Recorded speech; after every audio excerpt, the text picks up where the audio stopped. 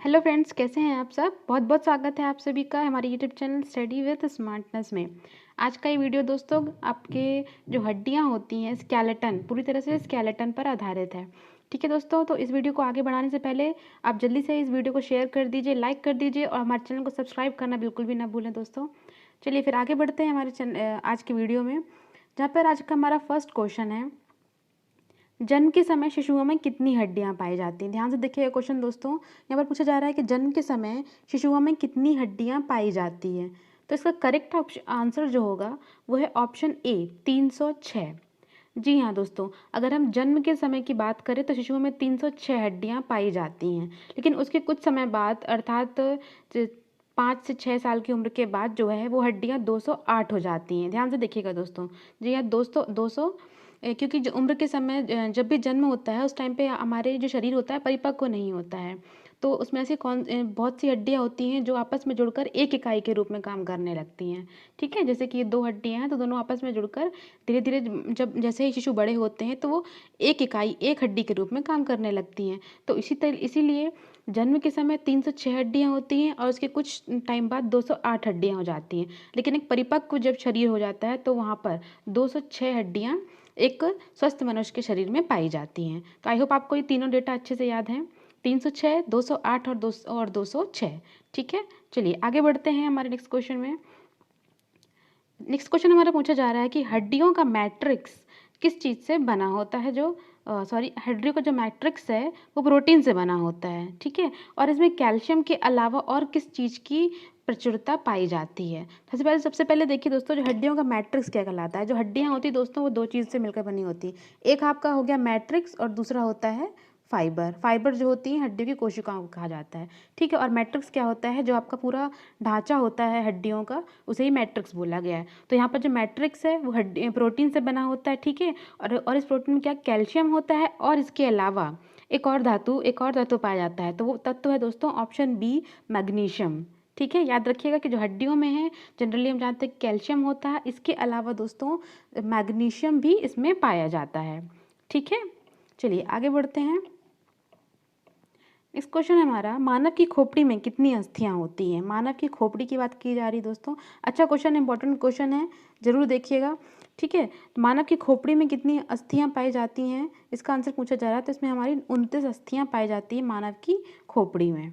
ठीक है, next question है इसी से रिलेटेड कि कितनी अस्थियां मनुष्य के चेहरे में पाई जाती हैं। तो देखिए दोस्तों, यहाँ पर आपको एक डायग्राम में दिखाया गया है जिस तरह से, तो इस डायग्राम को अच्छे से देखिए दोस्तों। इसमें 14 फेशियल बोन्स जिसे कहते हैं कि मनुष्य के चेहरे में कितनी हड्डियां पाई जाती हैं।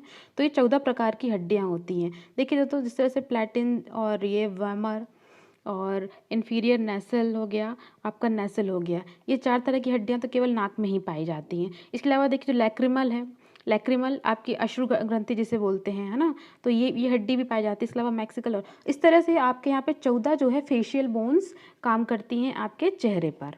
ठीक है, सो करेक्ट आंसर हो जाएगा 14 हड्डियाँ। नेक्स्ट क्वेश्चन है, मेरुदंड वर्टेब्रल कॉलम जो कि शरीर के मध्य से कमर तक पीछे की ओर होता है। ठीक है, मेरुदंड समझ गए आप, जो कि शरीर के मध्य से कमर के पीछे तक होता है। तो इसमें कितनी हड्डियों पाई जाती हैं या फिर ये कितनी हड्डियों से मिलकर बना होता है। तो सीधे देखिए दोस्तों, जो आपका जो गर्दन का हिस्सा है, गर्दन के हिस्से से लेकर जो कमर के हिस्से तक, ठीक है, ये कमर के हिस्से तक जो भी आपकी हड्डी होती है ये मेरुदंड कहलाती है इस तरह से। तो इस तरह से जो ये हड्डियां होती हैं दोस्तों, ये कुल मिलाकर ऑप्शन सी इसका करेक्ट आंसर है कि 33 हड्डियां पाई जाती हैं इसमें। ठीक है, 33 हड्डियां इसमें पाई जाती हैं, और जो कि आपकी पसलियों, है ना, जो ये पसलियों को एक आधार प्रदान करती हैं। और हम, ठीक है, तो करेक्ट आंसर हो जाएगा कि मेरुदंड जो है उसमें 33 हड्डियां पाई जाती हैं जो कि पसलियों को एक प्रकार का आधार प्रदान करती हैं। नेक्स्ट क्वेश्चन है इसी से रिलेटेड, पसलियों को जोड़ने वाली अस्थि को हम क्या कहते हैं। यह मनुष्य के शरीर के छाती के मध्य में होती है।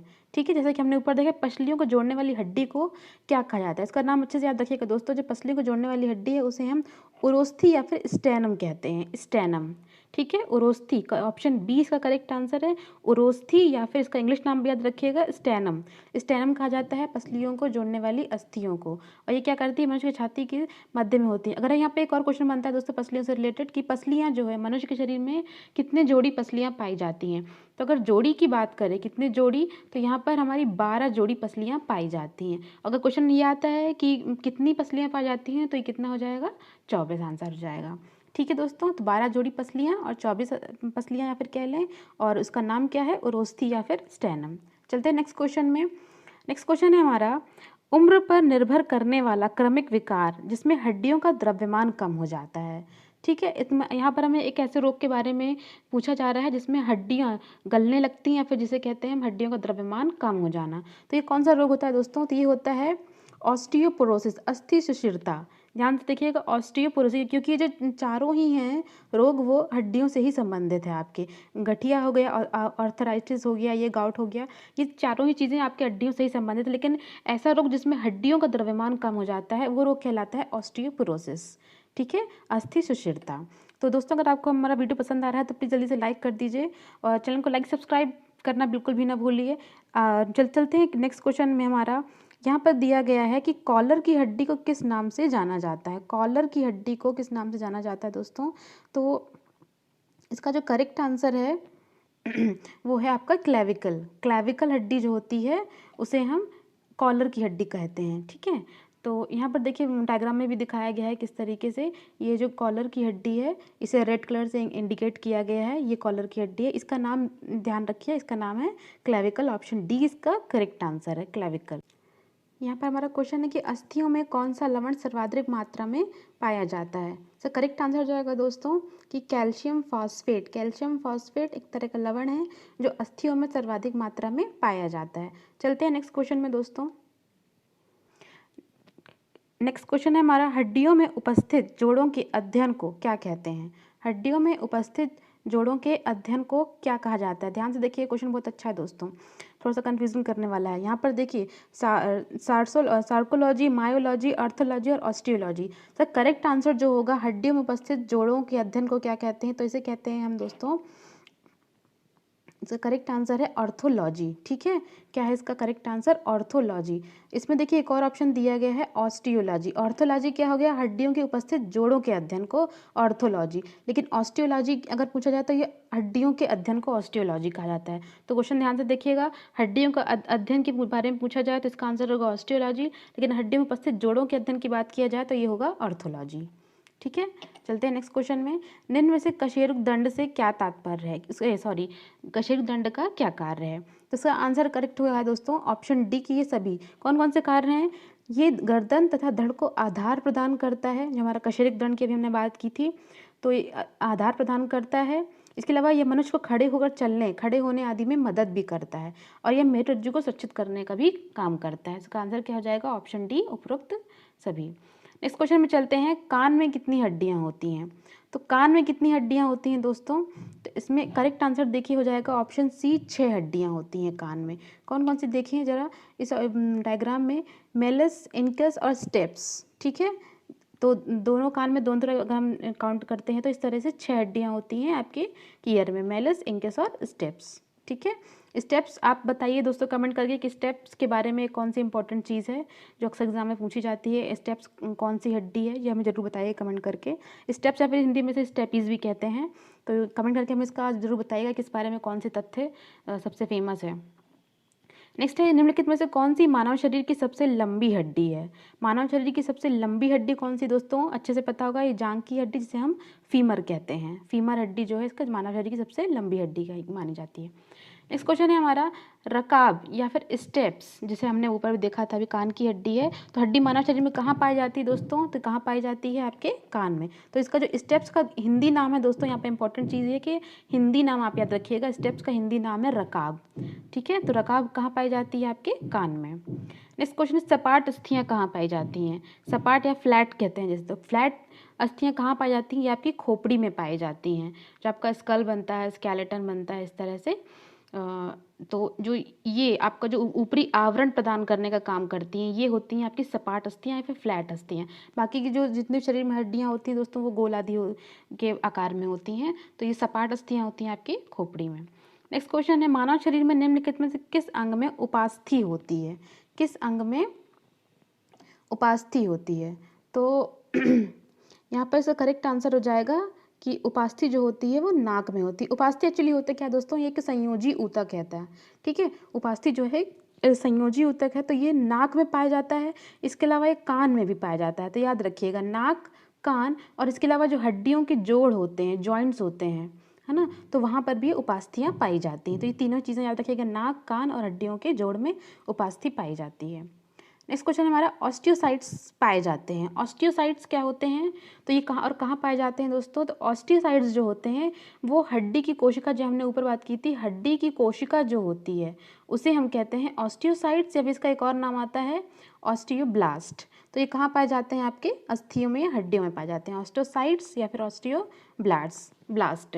तो और जो दोनों में फ़र्क क्या है दोस्तों? दोनों एक ही चीज़ है, ऑस्टियोसाइट्स और ऑस्टियोब्लास्ट। लेकिन जो ऑस्टियोसाइट्स होते हैं वो हड्डियों का जो द्रव्यमान होता है उसको बढ़ाए रखने के लिए ये काम करते हैं मेन। तो ऑस्टियोसाइट्स का जो मेन काम है वो हड्डियों के द्रव्यमान को बनाए रखना है, उसको मेंटेन करना है। बाकी दोनों ही चीज़ें सेम होती हैं, ऑस्टियोसाइट्स और ऑस्टियोब्लास्ट। इस क्वेश्चन यानी कि में से कौन सा मानव में एक बॉल तथा सॉकेट जॉइंट का एक अच्छा उदाहरण है? तो देखिए दोस्तों, जो हमारे शरीर में हड्डियां होती हैं ना, वो डायरेक्ट हम उसे जोड़ नहीं सकते। यहाँ पे जॉइंट करने के लिए, अगर आप थोड़ा सा मैकेनिज्म जानते हैं चीज़ों का, तो वहाँ पे जॉइंट करने के लिए हमें एक अलग सी चीज़ें, कुछ सॉकेट वगैरह जैसे होते हैं, कुछ बोल्ट होते हैं, नट बोल्ट कहते हैं जैसे सामान्य भाषा में, तो ऐसी चीज़ों की ज़रूरत होती है ना। तो यहाँ पर जो हमारे शरीर की हड्डियाँ होती हैं, वहाँ पर एक बॉल और एक सॉकेट, ये दो तरीके से हड्डियों का जॉइंट किया जाता है। तो हमें बताना है कि बॉल और सॉकेट, ये दोनों प्रकार के जॉइंट्स कहाँ पाए जाते हैं? तो ये दोनों प्रकार के जॉइंट्स जो हैं दोस्तों, कमर के जोड़ में पाए जाते हैं। ठीक है, बॉल और सॉकेट टाइप के जो जॉइंट है वो कमर के जोड़ में पाए जाते हैं। नेक्स्ट क्वेश्चन है हमारा, मांसपेशी को हड्डी से जोड़ने वाले ऊतक को क्या कहते हैं? बहुत ही अच्छा क्वेश्चन दोस्तों, ध्यान से देखिएगा। ये जैसे कि इसमें दिखाया गया है कि मांसपेशी ये मसल है और ये बोन अटैचमेंट है।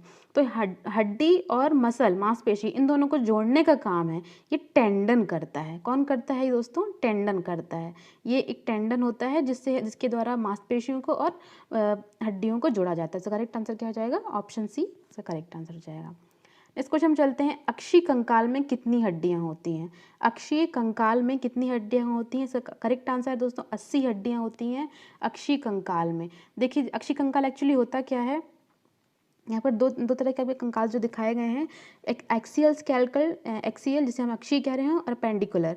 ठीक है, तो जो एक्सियल है इसमें आपका ये आपका खोपड़ी, जितना भी आपका ब्लू डायग्राम है दोस्तों, ये ब्लू कलर्स जो भी आपका डिनोट किया गया है वो एक्सियल स्केलेटन में शामिल किया जाता है, जिसमें आपकी खोपड़ी आती है, स्कल, रिब आते हैं, ये पसलियाँ, और ये मेरुदंड, वर्टेब्रल कॉलम आता है। ये तीन चीज़ें आपके एक्सियल में। तो इस चीज़ को भी आप नोट डाउन करिएगा दोस्तों कि अक्षीय कंकाल में कौन कौन सी आपके शरीर के भाग शामिल होते हैं, जिसमें 3 भाग शामिल होते हैं, स्कल, खोपड़ी, रिब मतलब ये पसलियाँ, और ये वर्टेब्रल कॉलम जो कि यही मेरुदंड। ठीक है, तो 3 चीज़ें आपके एक्सियल में शामिल होती हैं। इसके अलावा सारी चीज़ें जो हैं दोस्तों, वो आपके अपेंडिकुलर में शामिल होती हैं। ठीक है, ये बाकी की सारी जो हाथ की हड्डियाँ, पैर की हड्डियाँ, पंजे हो गए आपके, पैर के पंजे, हाथ के पंजे, कमर की ये हड्डियाँ होती हैं दोस्तों, ये सारी चीज़ें आपके अपेंडिकुलर में होती हैं। तो जैसा कि 206 होती हैं टोटल हड्डियाँ, उसमें से 80 आपकी एक्सियल में आ गई और बाकी बची 126 होती हैं वो अपेंडिकुलर में आती हैं। ठीक है दोस्तों, आई होप आपको ये डिक्लेरेशन पसंद आई होगी। प्लीज़ लाइक करते चलिए वीडियो को और आगे बढ़ते हैं क्वेश्चन में। नेक्स्ट क्वेश्चन ये भी इंपॉर्टेंट है, ओसिन नामक प्रोटीन किसमें पाया जाता है? ओसिन नामक प्रोटीन जो है दोस्तों, ये भी अस्थियों में पाया जाता है। ठीक है, याद रखिएगा इसका नाम ओसिन प्रोटीन। नेक्स्ट क्वेश्चन है, दांतों का बाहरी आवरण, इनेमल, किसका बना होता है? बहुत ही अच्छा क्वेश्चन है दोस्तों कि इनेमल से एक और रिलेटेड तथ्य है हमारे एग्जाम पॉइंट ऑफ व्यू से इंपॉर्टेंट, कि जो इनेमल होता है वो हमारे शरीर का सबसे मजबूत भाग माना जाता है इनेमल। ये दांतों का बाहरी आवरण होता है। तो किसका बना होता है दोस्तों? सोडियम फॉस्फेट का बना होता है। याद रखिएगा, सोडियम फॉस्फेट का। इसके अलावा है एक और क्वेश्चन, हड्डी को हड्डी से जोड़ने का काम कौन करता है? वहाँ पर अपन ने क्या देखा था, मांसपेशी को और हड्डी को जोड़ने का काम कौन कर रहा था? टेंडन कर रहा था। ठीक है, मांसपेशी को और हड्डी को। यहाँ पर है कि अगर हड्डी और हड्डी को हमें जोड़ना है तो वहाँ पर कौन सा क्या चीज़ काम आएगी, तो वहाँ पर स्नायु जैसा ये, या फिर हम कहते हैं इसे इंग्लिश में लिगामेंट।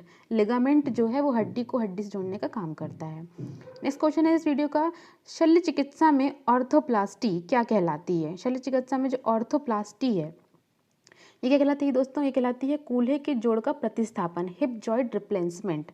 हिप जॉइंट रिप्लेसमेंट जो है वो ऑर्थोप्लास्टी कहलाती है। नेक्स्ट क्वेश्चन है हमारे वीडियो का लास्ट क्वेश्चन है, ध्यान से देखिएगा, अच्छा क्वेश्चन है कि ह्यूमरस अस्थि कहाँ पाई जाती है? तो सबको दिख ही रहा होगा दोस्तों इस स्केलेटन में, ये इस डायग्राम में आप देखिए ह्यूमरस अस्थि कहाँ पाई जाती है आपकी, ये दी गई है। ह्यूमरस अस्थि आपकी जो बाँह होती है, ऊपरी बाँह में पाई जाती है ह्यूमरस अस्थि। तो इस स्केलेटन को दोस्तों थोड़ा ध्यान से देख लीजिएगा एक बार, तो इसमें आपको सारी तरह की चीज़ें अच्छे से दिमाग में सेट हो जाएंगी। ये स्कल होता है जिसे हमने ऊपर पढ़ा था कि ये सपाट अस्थियाँ होती हैं, ठीक है।